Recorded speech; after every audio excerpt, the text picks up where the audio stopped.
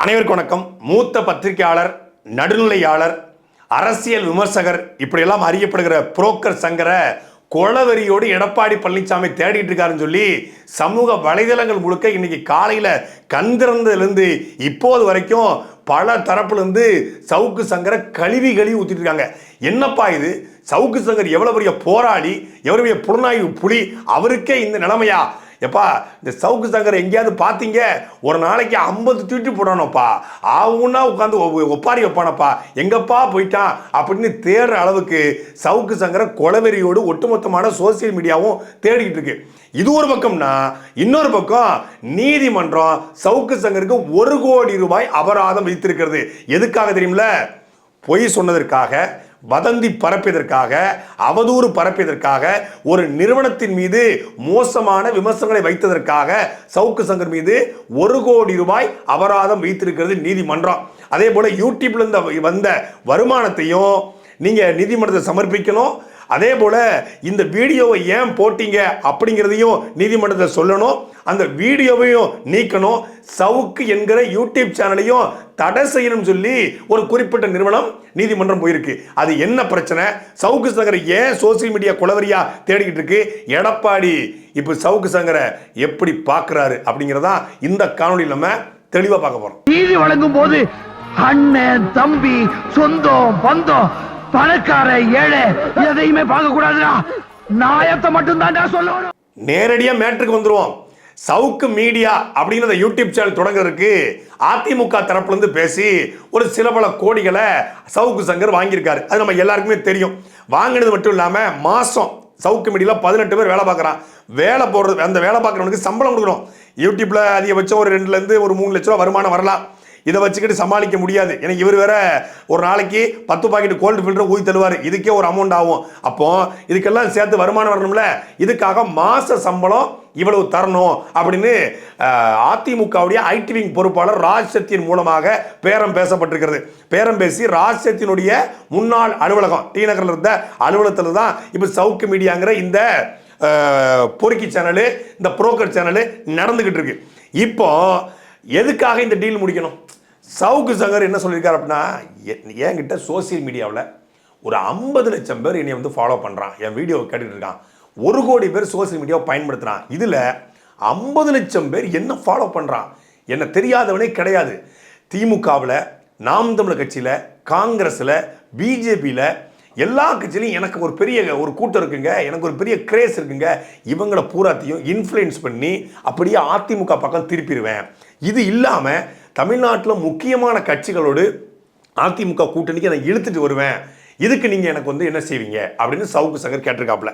அதுக்கு அதிமுக தரப்புல இருந்து ராஜ்சத்தின் மூலமாக பேச்சுவார்த்தையெல்லாம் நடந்து பலகட்ட பேச்சுவார்த்தைக்கு பிறகு, நாங்கள் ஒருவேளை ஜெயித்து விட்டால், நீ சொல்கிறபடியே இந்த 50 லட்சம் ஓட்டை எங்கள் பக்கம் திருப்பிட்டேன்னா, இந்த பாமக, தேமுதிக இது போன்ற சில கட்சிகள்லாம் எங்கள் பக்கம் நீங்கள் கூட்டு வந்துட்ட அப்படின்னா உனக்கு நிரந்தரமான அலுவலகத்தை நாங்கள் போட்டு தருவோம். அதே போல் மாதம் உனக்கு ஒரு லம்பாக ஒரு அமௌண்ட்டை கொடுத்துருவோம். ஜெயிச்சு வந்த பிறகு 50 கோடி ரூபாய் உனக்கு கொடுத்துருவோம் அப்படிங்கிற பேச்சுவார்த்தை முடிஞ்சிருக்கு.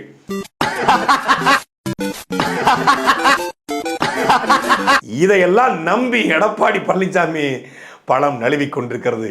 பாலில் விழப்போகுது. சவுக்கு சங்கர் நம்மளை சொல்லிட்டாப்புல, பண்ணிடுவாப்புல. சவுக்கு சங்கர் வந்து தன்னை ஒரு பிரசாந்த் கிஷோர் போல, ஒரு சுனில் போல, ஒரு பொலிட்டிக்கல் இன்ஃப்ளூயன்ஸராக நினச்சிக்கிட்டு இந்த வேலையெல்லாம் பார்த்துருக்காரு.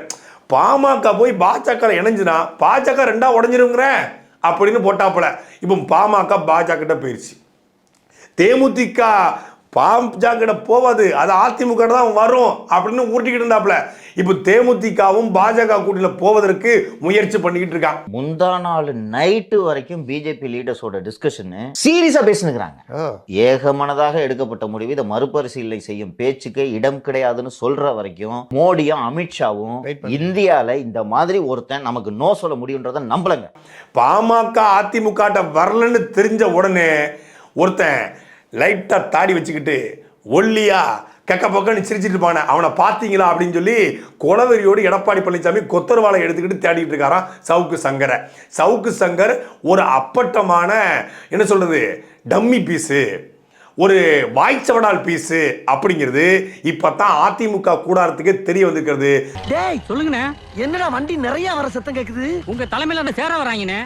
அதுக்குள்ளேயே அவ்வளவு ஃபேமஸ் ஆயிட்ட நம்ம. நடைய பார்த்தா சேர வர்ற மாதிரி தெரியலையே. சவுக்கு சங்கரை நம்பி தேரெழுத்து திருவிழா கதையா சவுக்கு சங்கர் அதிமுகவை ஆதரிக்கிறதுனாலே பல பேர் அதிமுகவை ஆதரிக்கிறது இல்லை. இப்போ அதிமுகவில் போய் யார் கூட்டணி வைக்கிறா, யார் சேரான்னு பார்த்தா நாம் தமிழர் கட்சியிலேருந்து நீக்கப்பட்டவங்க, நாம் தமிழர் கட்சியிலேருந்து விரட்டப்பட்டவங்க, நாம் தமிழர் கட்சியிலேருந்து விலகி போனவங்க. அவர் வந்து எடப்பாடி வந்து தமிழருங்க, அவர் வந்து புரட்சி தமிழருங்க, எடப்பாடிக்கு ஓட்டு போடுறது ஒரு தமிழருக்கு ஓட்டு போடுறதுக்கு சமம்ங்க அப்படின்னு சொல்லிட்டு எடப்பாடிக்கு இந்த எடுபடிகள்லாம் சேர்ந்து ஆதரவு கொடுக்குது. இந்த சில்லறைகள்லாம் சேர்ந்து எடப்பாடியை ஆதரிச்சால தமிழ்நாடு முழுமைக்கும் எடப்பாடிக்கு 800 நாள் பிரச்சாரம் பண்ணாலும் அதிமுக ஒரு தொகுதியில் கூட ஜெயிக்க போறது கிடையாது. ஏன்னா இது எல்லாமே டம்மி பீஸு. அப்படி டம்மி பீஸை நம்பி தெருவுக்கு வந்திருக்காரு எடப்பாடி. அப்படி எடப்பாடி தெருவுக்கு வந்தனால கொலை வெறியோடு இருக்காங்க அதிமுக தொண்டர்கள். ஒன்னாலதானா கொஞ்சம் நெஞ்சம் மானமும் போச்சு அப்படின்னு நான் ஆரம்பத்திலிருந்து அதான் சொல்லிட்டு இருக்கேன். சவுக்கு சங்கர் வாயிலிருந்து வர்றது பூரா பொய் என்பது இப்பொழுது இந்த அதிமுக பாமக கூட்டணி முறிவில் தெரிய வந்திருக்கிறது. ஒவ்வொரு நாளும் உட்காந்துட்டு யூடியூப்ல வடையா சுட்டு தள்ளினாங்க. அதுவும் இவர், அந்த முத்தலிஃப்னு ஒருத்தர் இருப்பாப்ல அவரு, அப்புறம் இந்த லியோ, 3 பேரும் சேர்ந்து ஆத்துல டீலாம் ஆறி கெட்டி போச்சு. ஒரே ஆத்து தான். என்னமோ இவங்க தான் உட்காந்து ஒட்டுமொத்தமான தமிழ்நாட்டு அரசியலும் தீர்மானிக்கிற மாதிரி, இவங்களை கேட்காம தமிழ்நாட்டில் எதுவுமே நடக்காத மாதிரியும், இவர்கள் தான் தமிழ்நாட்டுடைய ஒட்டுமொத்தமான தலையிடத்தையே தீர்மானிக்கிறது போல இந்த அரசியலே இவர்களுடைய உள்ளங்கையில தான் இருக்கு. இவங்களை தாண்டி எதுவுமே இல்லை. இவங்க தான் கூகுளுடைய CEO ரேஞ்சுக்கு பேசினாங்க. கடைசியில் பார்த்தா எல்லாமே சுட்ட வடை, அதுவும் ஆறுன ஆம வடை, உளுந்த வடை. கொட்டையெல்லாம் பிச்சு போட்டுட்டு எங்கேயாவது கண்ணு காணாம போய் மறைஞ்சிடுற வர. இப்படி அநியாயமா என் கடையை காலி பண்ணிட்டு போயிட்டானே. சவுக்கு சங்கர் விட்ட பொய்யிலே உச்சபட்சமான பொய்.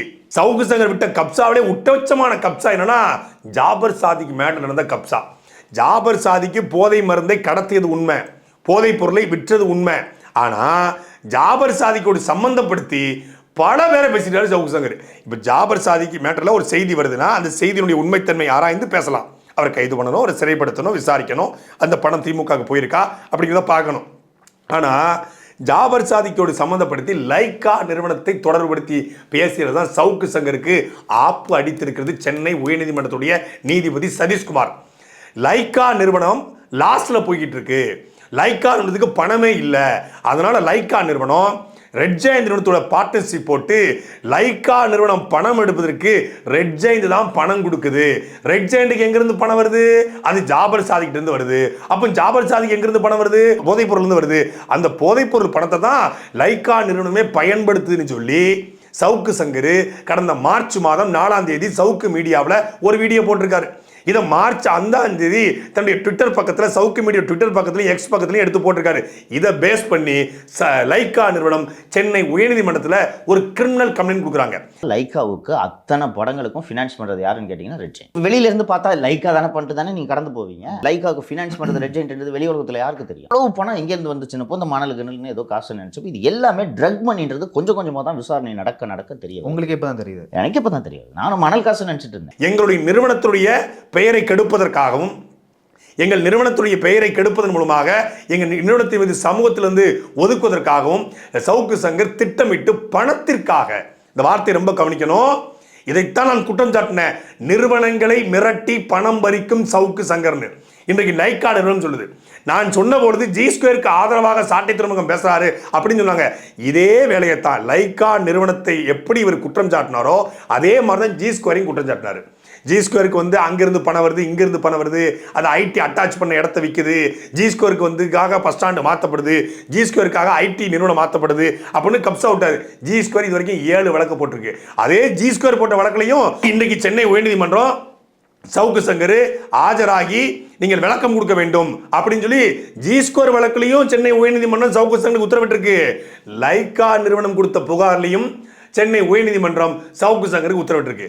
லைக்கா கொடுத்த புகாரில் ஒருபடி மேலே போய் யூடியூப்ல இதுவரைக்கும் சம்பாதித்த பணத்தை, அந்த வீடியோவின் மூலமாக சம்பாதித்த பணத்தை நீதிமன்றத்தில் கொடுக்கணும், அந்த வீடியோவை டெலீட் பண்ணணும், ஏன் இந்த வீடியோவை போட்டேன்னு நீதிமன்றத்தை சொல்லணும். அதை தாண்டி சவுக்கு சங்கர் இனிமேல் லைக்கா குறித்து பேசுவதற்கு தடையும் கொடுத்திருக்கிறது சென்னை உயர்நீதிமன்றம். எண்ணெய் அதிகாரிகள் வீடியோ கேட்ட உடனே சாட்டை துறைமுருகன் கொண்டு போய் கொடுத்துட்டாரு. நானா இருந்தா தரமாட்டேன்னு சொல்லிடுவேன், அவரு கொடுத்துட்டாரு அப்படின்னு பல்லு பூக்களை காட்டிங்களே சவுக்கு சங்கர். உனக்கு உடம்புல ஓடுறது உண்மையிலே ரத்தமா இருந்தா, நீ உன் மீச வச்ச ஆம்பளையா இருந்தா, உனக்கு தெம்பு இருந்தா, திராணி இருந்தா, துணிச்சல் இருந்தா, நல்ல டேஸா இருந்தா இப்ப சொல்லுங்க. உயர்நீதிமன்றம் சொன்ன உத்தரவை நான் மதிக்க மாட்டேன், நான் வீடியோவை டெலீட் பண்ண மாட்டேன், வீடியோ ரெவென்யூவை தர மாட்டேன், நான் விளக்கமும் சொல்ல மாட்டேன், உங்களால முடிஞ்சதை பார்த்துக்கோங்க அப்படின்னு சவுக்கு சங்கர் இப்போ சொல்வார்னு சவுக்கு ஆர்மிகள் சில்லறைய சிதற விட்டுட்டு இருக்காங்க. சவுக்கு உண்மையிலே தெம்பு திராணி படைச்சிருந்தா நான் இதெல்லாம் மதிக்க முடியாதுங்க. இது என்னுடைய ஆர்டிகல் 19 படி எனக்கு கருத்து சுதந்திரம் ரொம்ப முக்கியம், இது என்னுடைய கருத்து சுதந்திரம், நான் லைக்கா குறித்து பேசுவேன் அப்படின்னு சொல்லுங்க பார்ப்போம். சொன்னீங்கன்னு வைங்க, எடுத்துருவாங்க. வடிவேல் சொல்வார்ல, பேச்சாடா பேசுனேன், கொஞ்சம் நெஞ்ச பேச்சா பேசுனேன், மன்னர் பரம்பரை மண்ணாங்கட்டி பரம்பரை மாதிரி சவுக்கு சங்கர மாவுகட்டு பரம்பரையா மாற்றுவதற்கான எல்லா வேலைகளிலும் சென்னை உயர்நீதிமன்றம் இறங்கியிருக்கிறது. இதுக்குத்தான்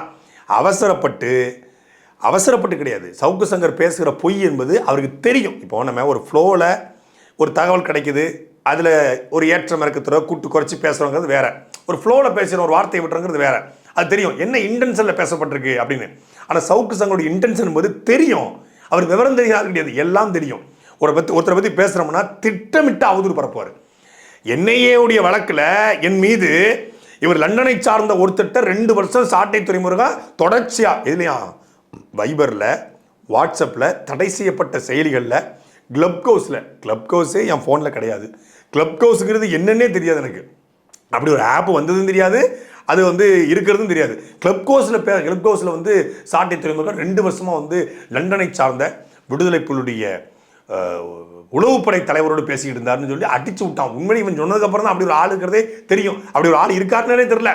இதை பற்றி எண்ணெய் அதிகாரிகள் கூட கேட்கல, ஆனால் எண்ணெய் அதிகாரி கேட்காத இவன் சொன்னான். அதில் தான் நான் கன்ஃபார்ம் பண்ணேன், இவன் வாயில் வர்றது பூரா சாதா பொய் கிடையாது, நாய் தொல்லை வடிகட்டின பொய்ன்னு. நீ ஒரு டுபாக்கூரு, உன்னை நம்பாதேன்னு இவங்கிட்ட எத்தனை தடவை சொன்னேன். நீ எல்லாம் ஒரு ஜோசியன், மெய்ய பண்ண பொய்ய பண்ண மாத்தீங்கடா, போடா. எல்லாத்துக்கும் ஒரு நாளைக்கு 10 முறை கருத்து சொல்ற சவுக்கு சங்கர், 20 ட்வீட், 5 வீடியோ போட்டு எல்லாத்துக்கும் அளப்பறைய கூட்டுற சவுக்கு சங்கர் நீதிமன்றம் கண்டித்திருக்கிறது. G² வழக்கிலையும் நீதிமன்றம் கேட்டிருக்கிறது. எப்படியும் சாவர்கர் பரம்பரை சாஸ்டாங்கமாக அன்கண்டிஷனல் அப்பாலஜி கேட்டுவார். ஏற்கனவே G² வழக்கில் அன்கண்டிஷனல் அப்பாலஜி கேட்டவர் தான். இப்போ இந்த வழக்கிலையும் கேட்பதற்கான வாய்ப்பு இருக்கிறது. இப்போ உயர்நீதிமன்றம் குறித்து ஒரு வார்த்தை கூட பேசல. நானும் எதையாவது போட்டிருப்பாரு ஃபேஸ்புக்கில், ட்விட்டரில் ஏதாவது போட்டிருப்பாருன்னு பார்த்தா ஒரு வார்த்தை கூட போடலை. ஒருவேளை காலையிலே போட்டு மட்டையரட்டன்னு தெரியல. ஒரு பக்கம் அதிமுகவும் எடப்பாடி ஐடிவிங்கும் சவுக்கு சங்கரை கொலவரியா தேடிட்டு இருக்கு. அதை தாண்டி சோசியல் மீடியாவுக்குள்ள ஒவ்வொருத்தரும் தேடுறான். டேய் கௌரவம்னு என் கௌரவத்தையே நாசமாக்கிட்டாங்க, வடிவேல் கேட்குற மாதிரி போட்டு கொள்ளுக்கிட்டு இருக்காங்க. விடுங்க சித்தப்பு, சூதுல தர்ம நாட்டை இழந்துக்கிறான். ஒரு பாமக போனேன்னு தேமுதிக போனேன், நீங்க தனிச்சு போயிட்டீங்க அப்படின்னு சொல்லி அதிமுகவை அதல பாலாத்துக்கு தள்ளுற எல்லா வேலைகளிலும் இப்போது இருக்கிற அதிமுகவுடைய ஐடிவிங்கும் சவுக்கு சங்கரும் சேர்ந்துட்டு வேலை பார்த்துருக்காங்க. அதாவது வேலை சம்பளம் வாங்குறது எடப்பாடிட்ட, வேலை பார்த்தது அண்ணாமலைக்கா அப்படிங்கிற சந்தேகம் இப்போ வருது. ஏன்னா சவுக்கு சங்கர் டபுள் ஏஜென்ட் நினைச்சோம், இவர் ட்ரிபிள் ஏஜென்ட், 4-5 ஏஜென்ட். ஒரே நேரத்தில் உதயநிதி ஸ்டாலின்ட்டையும் பணம் வாங்கிட்டு வேலை பார்ப்பாரு, உதயநிதி ஸ்டாலின் PR ரத்தீஸுக்கும் வேலை பார்ப்பாரு, ஸ்டாலின் பணம் கொடுத்தா அவருக்கும் வேலை பார்ப்பாரு, G² பணம் கொடுத்தா G²க்கும் முட்டு கொடுப்பாரு, காசாகிராண்டு பணம் கொடுத்தா காசாகிராண்டுக்கும் முட்டு கொடுப்பாரு, பணம் கொடுக்கலாம் அவங்களுக்கு எதுவும் பேசுவார். அதே போல் அதிமுக பணம் கொடுத்தா அதிமுகவுக்கு ஆதரவாகவும் பேசுவார், எதிராகவும் பேசுவார். திடீர்னு கொடநாடு கொலை வழக்கை பற்றி பேசுவார். பேமெண்ட் வந்தோடனே அந்த மாதம் வாடகை பணம், அந்த மாதம் கரண்ட் பில்லு, அந்த மாதம் நெட் பில் வந்துருச்சு அப்படின்னா அப்படியே கொடநாடுக்கு முட்டு கொடுத்து, ஏன் கொடநாடு கொலை வழக்கில் எடப்பாடி பழனிசாமியை கொன்னாரு, அவரை அறுவடை எடுத்து வெட்டினாரு, முடிஞ்சா நீங்கள் அவரை கைது பண்ணி பாருங்க அப்படிம்பாரு. எல்லாத்துக்கும் ஐடி ரைட்டு போத, எடப்பாடி தப்பு பண்ணியிருந்தா எடப்பாடிக்கு ஐடி ரைட்டு வட்டும். எடப்பாடி கூட கூட்டணி வைக்கிறதுக்கு மோடியும் அமித்ஷாவும் முயற்சி பண்ணுறாங்களாம். இந்தியாவில் இப்படி ஒருத்தன் நம்ம கூட கூட்டணி வரமாட்டேன்னு சொல்லிடுவான்னு அவங்க இதுவரைக்கும் எதிர்பார்க்கிற முத்தளிப்பு அவங்க எதிர்பார்க்கவே இல்லை. இப்படி ஒருத்தன் இந்தியாவில் நம்ம கூட கூட்டணிக்கு வரமாட்டேன்னு சொல்லுவான்னு மோடியும் அமித்ஷாவும் எதிர்பார்க்கல. மிரண்டுட்டாங்க மோடி அமித்ஷாவும். அப்படின்னு சவுக்கு சங்கர் போட்ட பிட்டை பார்த்து எடப்பாடியே வேட்டியை மட்டி கடிச்சு, அப்படியா நான் அவ்வளோ பெரிய ஆளா? ஆமாண்ணே எடப்பா ஐயா, உங்க புகழ் உங்களுக்கு தெரியல, இது விட இந்த சீட்டை போடாத, இதை போடு சித்தப்பு அப்படிங்கிற மாதிரி எடப்பாடிய தேரை இழுத்து தெருவில் விட்டது யாருன்னா இந்த கும்பல் தான். Palaniswami emergency hero. எந்த கூட்டணியும் இல்லாமல் ரெட்டலையும் 40 தொகுதியிலையும் போட்டியிட வச்சு ஒரு 3 சீட்டு வின் பண்ணுறான்னு ஒரு ஆர்குமெண்ட்டுக்கு வச்சுக்கிறேன். ஹீரோங்க அவரு. அதுக்கு மேலேயே வாய்ப்பு இருக்கு, பொறுத்து இருந்து. கெட்டிக்காரம் புழுகு 8 நாள்னு சொல்லுவாங்க. கெட்டிக்காரம் புழுகு 8 நாள் தான். இந்த கோட்டிக்கார போய புழுகு ஒரு நாள் கூட தங்காது. ஏன்னா இவன் நல்லவனும் கிடையாது, இவன் வல்லவனும் கிடையாது, இவன் அறிவாளியும் கிடையாது, இவனுக்கு எந்த சமூக பற்றும் கிடையாது, சமூக சிந்தனையும் கிடையாது, தத்துவமும் கிடையாது, கோட்பாடும் கிடையாது, கொள்கையும் கிடையாது, தமிழ் தேசியவாதியும் கிடையாது, இந்திய தேசியவாதியும் கிடையாது. இவன் ஒரு குழப்பவாதி. அப்போ அந்த குழப்பவாதிக்கு உயர்நீதிமன்றம் வச்சுக்கிற குட்டு, இந்த உயர்நீதிமன்றம் வைத்துக்கிற இந்த கருத்து என்பது முழுக்க வரவேற்கத்தக்கது. இது கருத்து சுதந்திரம்னு யாராவது வந்தீங்க வைங்களேன், வாசல்ல பிஞ்ச செருப்பு போட்டிருக்கேன்.